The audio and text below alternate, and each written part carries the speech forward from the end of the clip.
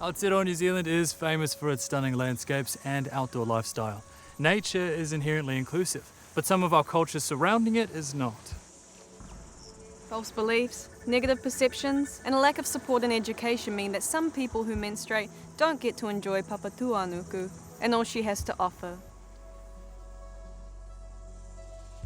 This series will explore why some people have struggled with their period in the outdoors and provide practical tools on how to change this for the future, bringing mana back to the experience of menstruation.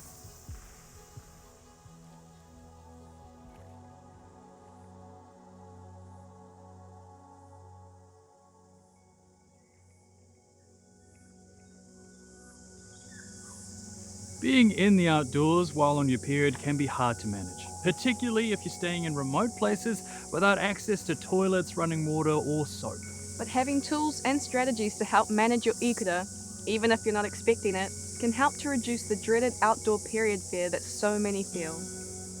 Having your period in the outdoors actually sucks. Gotta carry extra stuff and I gotta remember, is there a toilet? And don't get me started on multi-day trips in the bush. Here I am, a 36-year-old grown woman, and I'm having trouble with this.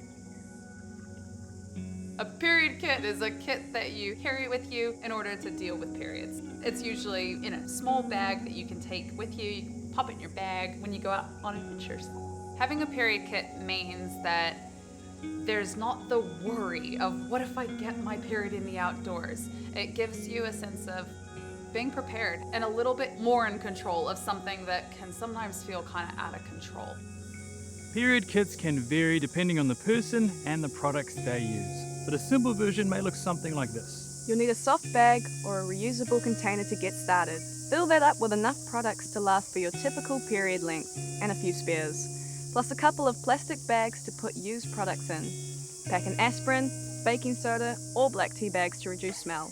Folded up newspaper or tin foil is also great to wrap used tampons in. Add toilet paper, hand sanitizer, pain medication, biodegradable wipes, and some of your favorite treats, and your kit is good to go.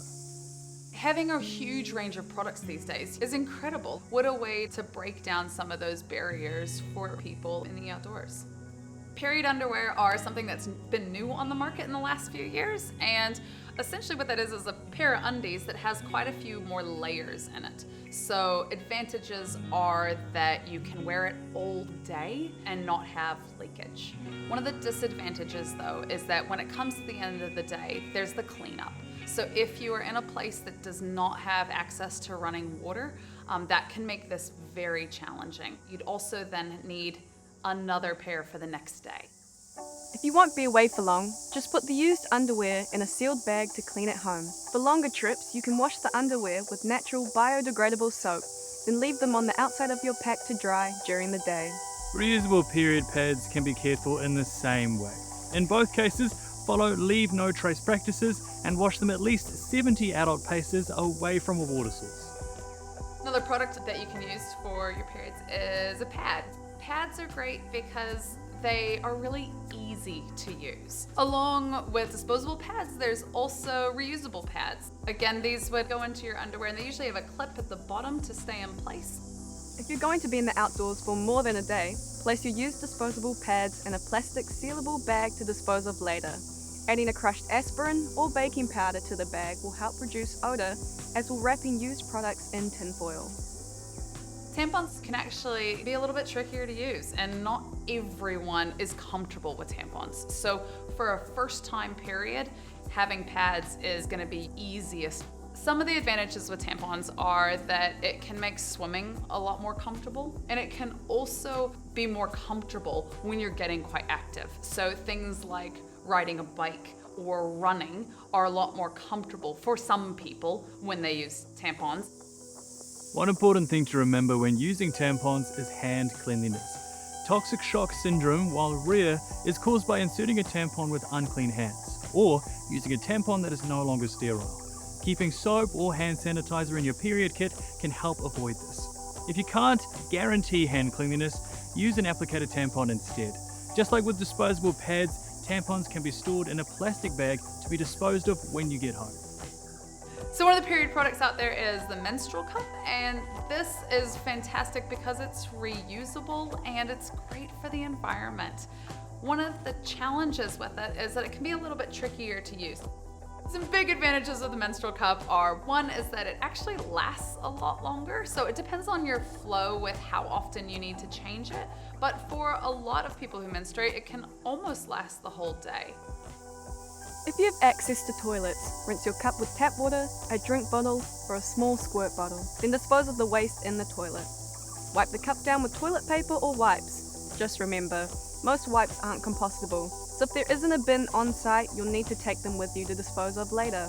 Not all wipes are genital friendly, so make sure you check before you use them to clean your products. If you don't have access to a toilet, you can bury your menstrual blood.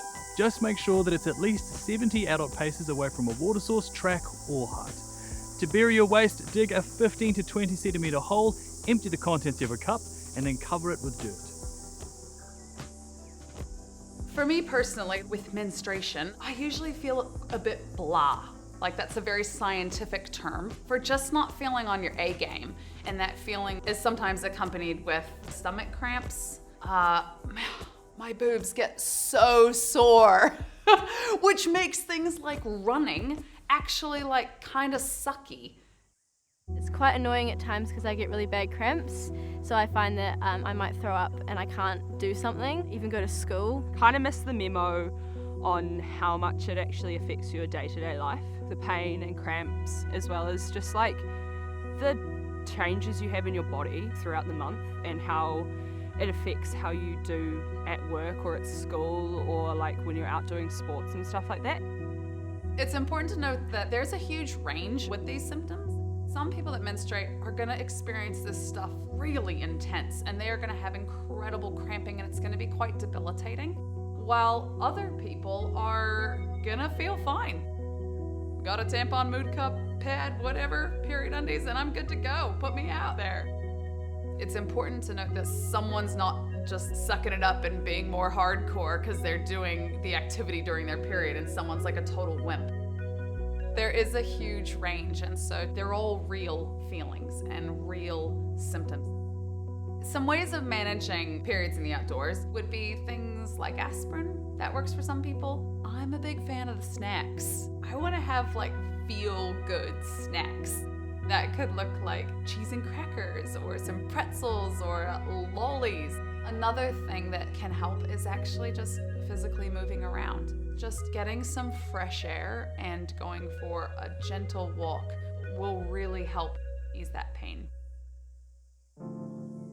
I think of Papatuanuku, like the ultimate mum. She's our Mother Earth. So your ikura blood is connected to her. When you are managing or disposing of your blood, we now need to protect her in the way that we dispose of our ikura blood.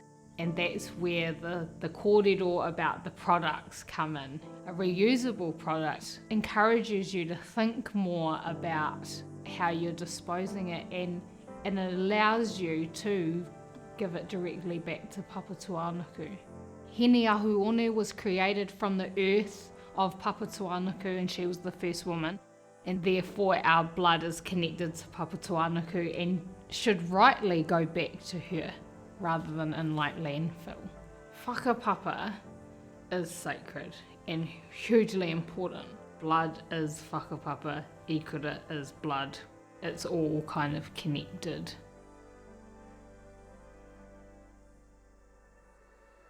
Overall, what would make periods in the outdoors so much easier is just to acknowledge that it happens and to not look the other way when someone talks about a tampon. Because the second you make it embarrassing, that puts that weight, that emotional labor on us as people who menstruate that now we need to feel ashamed. I'm feeling pretty good about my period these days. I like to be super open about it, and I think I find that really empowering to be able to say like, yeah, I'm on my period, so what? Like, why would that stop me from going mountain biking or going on fun adventures?